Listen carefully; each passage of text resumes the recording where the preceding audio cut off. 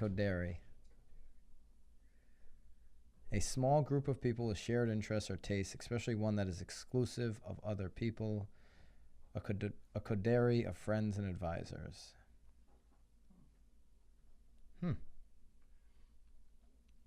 Little new word of the day. Ugh, I hate words of the day. It's like a spelling word. The problem is we're saying it wrong. I would like. No, I just Coderri. Coderri. Coderri? That's how you spell it, right? Say it. I mean. I have no idea what the lines mean. Coderri. Coderri. Coderri. Coderri. Coderri. Coderri. Something like that.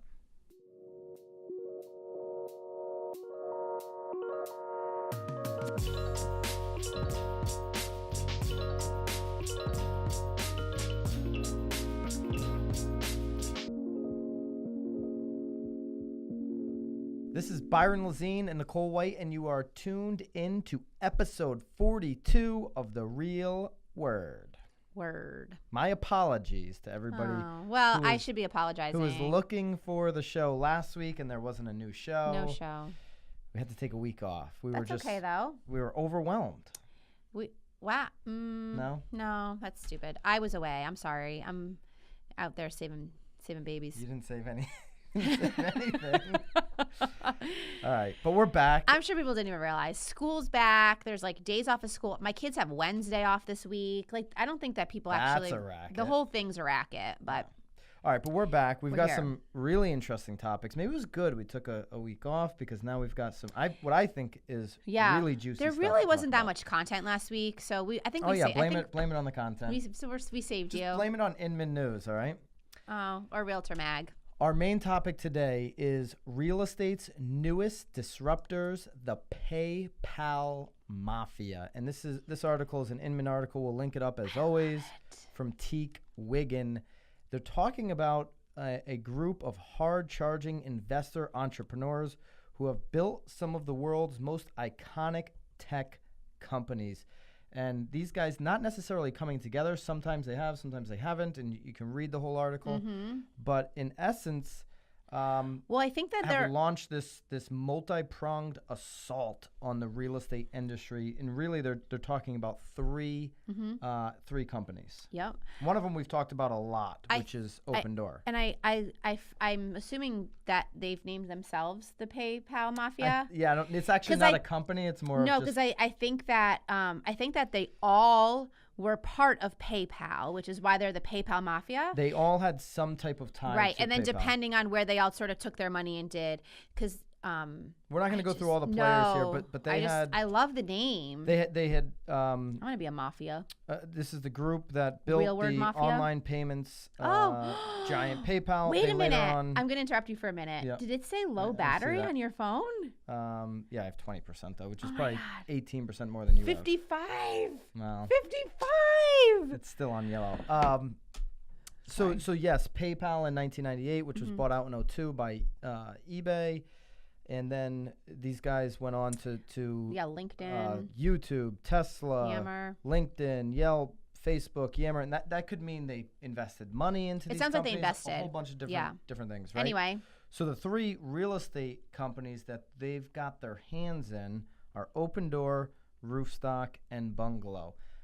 And this article goes a number of different ways, right? But what I want to focus on is, and we've talked about Open Door a lot.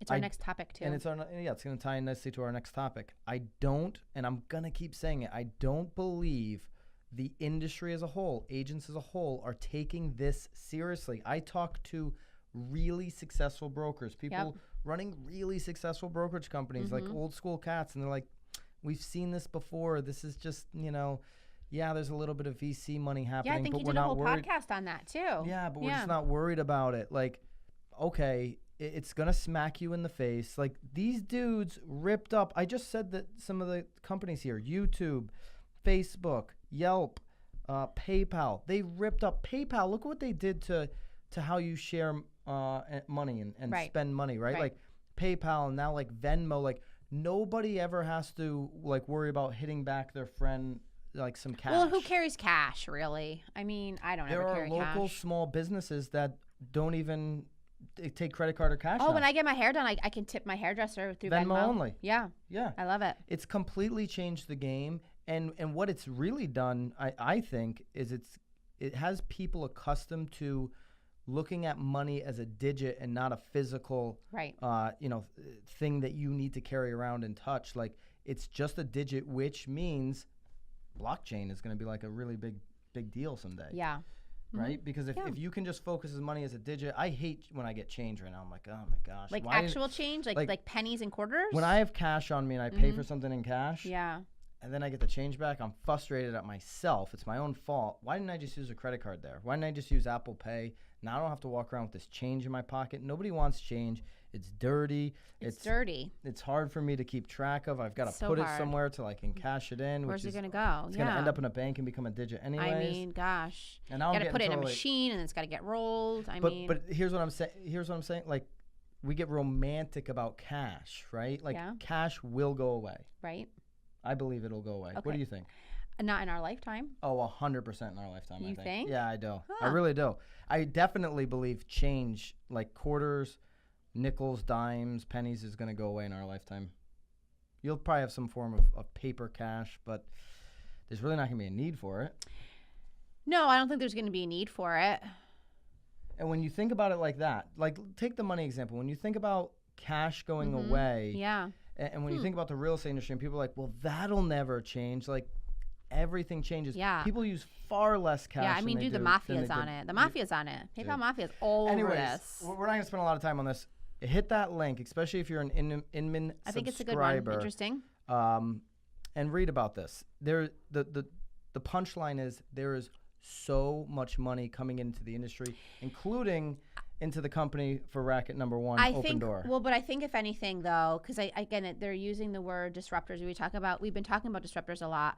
I think, though, regardless of whether what it is that they're trying to do is successful or not, like the actual what they're doing, I think the fact that regardless, it's a disruptor because it's going to change the way you think. I mean, already just sitting here with the first Racket about we'll get there in a minute. I mean, that alone is already, I mean, we just started having like a 15-minute conversation about like what we can do for our business as a result of that. Yeah. So whether they're successful in the actual venture or what it is that they're trying to achieve in that one thing, that may not actually be the disruptor as much as like the conversations that sort of blossom from it will absolutely disrupt the way that real estate is done and like one of the companies that they're investing in, Opendoor, which Racket number one, Opendoor. Should we say Racket? Like here's a Racket. Here's a Racket. There you go. There it is.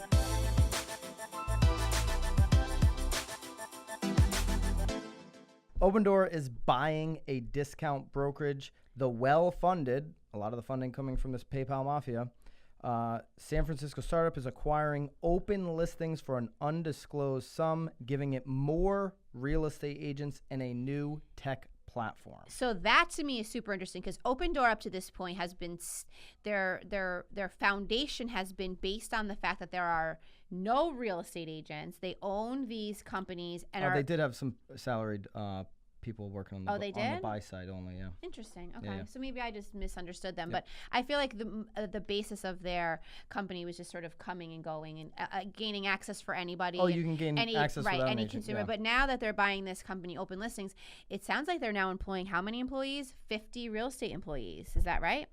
So they're now actually looking. They're going sort of. I think it said 50. I read it. I swear it said 50. Yeah, I'll have to go look at it. Okay. All right. Well, I don't know if it's 50, but what I do know about Open Listings from this Inman article, they are a discount brokerage with a team of salaried in-house real estate agents and partner agents, 50. Which offers home buyers a 50% rebate on the buyer's agent commission. So, like Purple Bricks, and it references it in this article. Purple Bricks offers buyers a rebate of $1,000 on the buy side. In this model, they're getting 50% rebate on the buyer's agent commission. So if that buyer's agent commission is $10,000, they're getting a $5,000 rebate. So Opendoor is going to be really aggressive in the markets that Purple Bricks is in, saying, hey, your rebate's going to be bigger with us. Man, I know people are really And Tom said this on the podcast I did with Tom Toole. Like, people are like discounting discount brokerages to the sense that, like, we've seen this before. We haven't seen smart people like the PayPal Mafia buy or invest into a company like Open Door. We just have never seen that. I'm sorry. Right.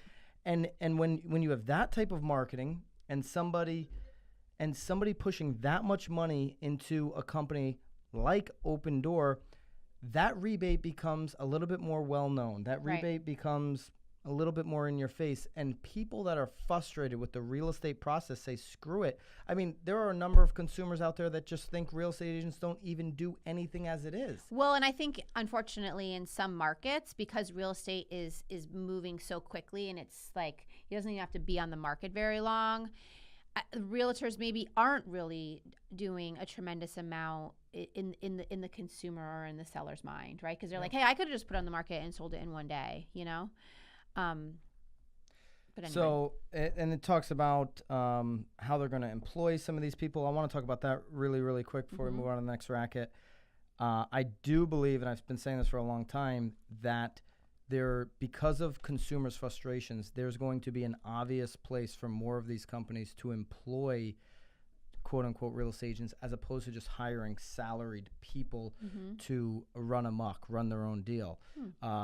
Yeah, because I think that's essentially what happens, right? Is the consumer signs on with a quote unquote real estate agent, and they think they're signing on with the big brand behind them, but they're really signing on with that one independent contractor, that one agent, which is why I always advise people in whatever marketplace you're in, if you are a consumer, to be interviewing the top teams that operate like a business and not these solo agents. Right.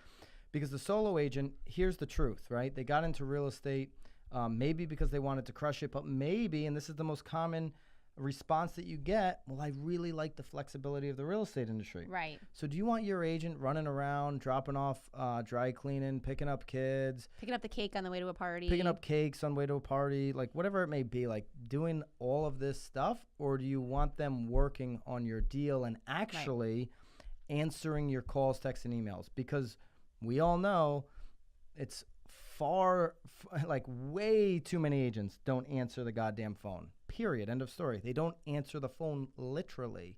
And so if you've got people that are employees that are, okay, you're in the office for 40 hours a week like a normal job, you're going to answer the phone. It's your job. The phone's going to be there. You're going to have to pick it up. That, I think, is a real thing. And I think that we'll see how it plays out with Open Door. Yeah, I mean, because I think there's lots of employees, though, that are slackers. I mean, oh yeah, I'll admit, like, I was a slacker at 23 years old when I was an employee. I mean, you didn't even go to work when you were like 24 and an employee, right? I mean, 12 hours a day. Yeah, you actually were there participating for 12 hours. Yeah, actively 100%. participating. Wow. Like, I think it also I was there. It goes both ways, because I think, though, obviously, if you are self-employed and having, there's a lot more, you're a little bit hungrier. But I think it also takes a certain person to do that too. So yeah, self-motivating.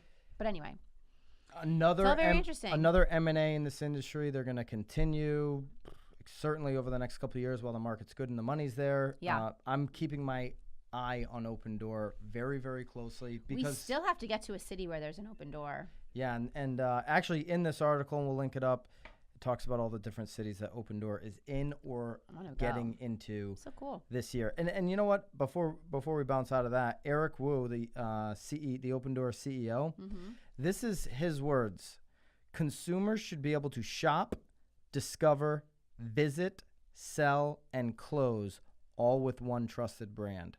So the acquisition of open listings gets them closer to that goal. That's, I don't know. Way to Super go, interesting Woo. to me. Racket number 2, Zillow is now in the referral business. So for the first time ever, Zillow is literally cutting into the commission. Is this a racket? I think that it was only a matter of time. Unfortunately, I mean, why they haven't really done it sooner, maybe because they wanted to establish trust with agents or what have you. Are they able to do it everywhere, This is what they're doing. It's a pilot program launching in Florida, which is under the Premier Broker. So it's not even for Premier agents, it's for Premier Brokers. and it will give Zillow a cut of the commission. So basically, a But lot would of they agents. they would need to be licensed in that state then, because you wouldn't be able to get a referral unless. Here's how it works. Okay, go for it. So a lot of agents and brokers have complained that the leads I get from Zillow are crap when really they're just bad at follow-up. But that's the complaint. And so now Zillow's saying, okay, we're going to give you the leads and you're going to give us a referral fee on those. So to your point, they're piloting this in Florida. I would be under the assumption that Zillow is a licensed agent or broker. Well, because they just became a broker in Arizona, and that's why I'm surprised that they didn't start over there, because that was such a huge topic not long ago. That like, why are they doing that?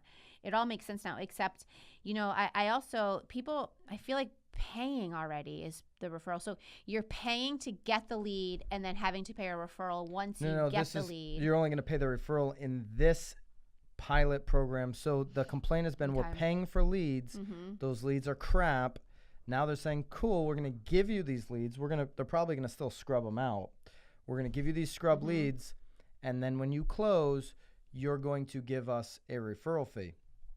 Now, they declined to comment on what portion of the commission. Are doing that though already too. Oh, there's a million people doing that. Everybody's our own doing brokerage that. Does that. Everybody's brokerage does it. And then there's all these online companies. The best one right now is probably not Home Light. What is the one that I keep getting? Nest. You getting any from Open Nest? Is that Open Nest? What is that called? Me? Are you talking to me? Yeah, I'm talking to you. Well, really?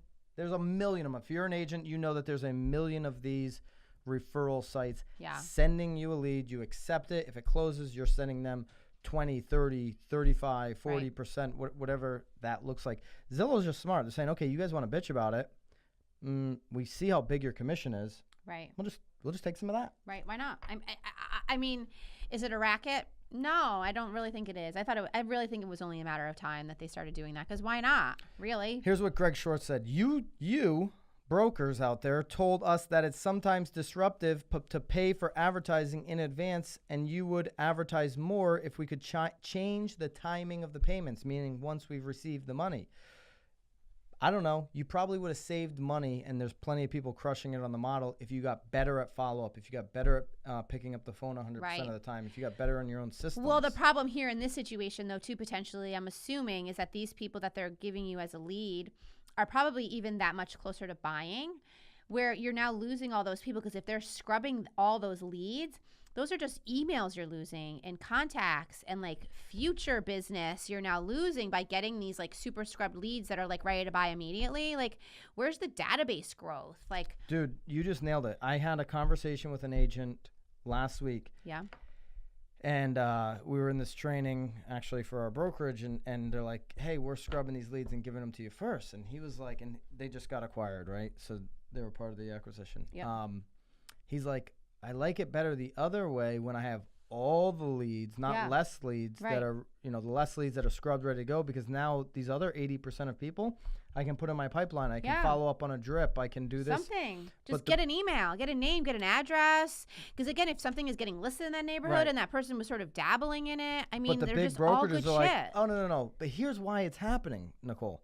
The big brokerage is like, no. We'll follow up and drip on these 80. We'll scrub them first. We'll give you the ready-to-go leads so that you don't agent bitch about not getting good leads. We'll give you the good ones. We'll keep the 80% pool. We'll drip on them. We'll keep sending them information so that now when they're actually ready, they come right back to us, the brand. Hey, if you're here, agent, cool. If you're not here, we'll give it to one of our other agents. We're keeping it in-house. It's like doing open houses. I mean, I love doing open houses. And like, again, there's people that I've met at an open house 3 years ago that are now just contacting me. I mean, but you've got to be good at follow-up. You got to be good at answering your phone. And a lot of the brokers just know that they can't rely on their agent to do that deal. Right. So, well, or God forbid that agent leaves the brokerage, and then they, that whole riffraff. I don't think this is a racket. I think it's Zillow just being Zillow. Yeah. What would Zillow do? WWZD? I like that. It's a new bracelet. Little bracelet. Actually. We got a lot of bracelets. Yeah. All right. Racket number 3. How delayed marriage. Wow, it makes you sweat just saying the word. It does make me sweat. How delayed marriage rates can actually help housing. Love it. So in this article, Toll Brothers is actually talking about the fact that, at the beginning of the article, they were mentioning how some were concerned that people were getting married later in life. But Toll Brothers is like, these people are now waiting longer. They have larger wealth because they're marrying later. I think it's, and I don't even know that it was mentioned, but in my mind too, I was thinking, it almost gives you a bigger buyer pool to the first-time buyer too, because I'm individually purchasing an apartment or a condo or a home, where like you would have been purchasing potentially something on your own as well, right? So then it's almost like doubling buyers, because like I'm not buying it with you, I'm buying on my own because I'm not married to you, you know? Before the marriage, you're saying? Yeah, like I would buy a house. I mean, not everybody waits to get married to buy a house. I bought a house before I got married. Here's where I'll say. Then I meet you and like, hey, you want to come to my home or your home? Because you own a home and I own a home, and now we're going to buy one together. But anyway, it's talking about more wealth. You have more wealth if you marry. But we're really talking what's really interesting. I don't think it helps housing. I think. Well, it's 2 years. Look at the average people getting married was 27, and now it's 29 and a half. It's only not a racket if this happens. If people start spending less money on their wedding and buy the house first. Right. Okay? Because then if you buy the house first, here's what I know is going to happen. You're not going to have money for a big grand wedding. Right. If you do unless dad is buying it for you. Right. Well, yeah. But I'd still rather take that money. I'd still rather take the 80G or something that some of these weddings cost, and like I'll just give it to me. Well, my point is, outside of daddy paying for the wedding. Yes. If you, as the couple, are paying for the wedding yourselves, and you go and you say, okay, I'm going to wait till this number here, 29 and a half to get married. Okay, we get married at 29 and a half, but we blow $100,000 cash on the wedding, unless we're just crushing it. We're like medical sales. We're doing something crazy. Well, when we're 31, because I know for fact, after 2 years of being married, somebody in the relationship 90% of the time and say, oh my gosh, honey, it's time that we have our own house. Do you know that? We really need our own place with our own garage. I really need a garage. Is that how they say it? They say it like that? I need a white picket fence. They Absolutely. talk like that? They talk like exactly that's how they talk? Exactly how they talk. This is exactly what I need now that I'm married, because I need to keep up the Joneses, because this is what everybody else is doing. Well, that's the next thing to do. It's like having kids. Like, it's just the next thing to do. To me, this is a racket unless they're going to buy before they get married, because you'll go away to a little island. You'll just do the honeymoon and the wedding all in one. I want to go to an island. Yeah, well, Toll Brothers seems to think that it's a benefit for housing. Yeah, that's called spin, Toll Brothers. Well, potentially, but I think though also you're seeing it. You know, I think a lot of things, even just with people staying home longer too, you're seeing a lot more people sort of buying a move up home instead of like an entry level. It's probably, and Toll Brothers does move up homes. It's probably better for Toll Brothers housing, because they're selling a new construction product. Move up. They're buying a move up home. So it doesn't help housing or the market overall, because it's helping Toll Brothers. Because that should be the article. Delayed marriage benefits Toll Brothers. If they got married earlier and they bought the single startup home, the condo, and then bought the Toll Brothers house, what you're seeing is you're seeing a purchase on the condo, then you're seeing a sale on the condo, then you're seeing the purchase on the Toll Brothers. Or they're skipping the condo and they're going right to Toll Brothers. I think it hurts housing. You need turnover. You need more home ownership for it to actually help housing. We need people to buy the entry level for the people that own the entry level to move up. Right. So it slows it down. Renting. It slows it all. The whole process gets slowed down. Yeah. And the home ownership rates,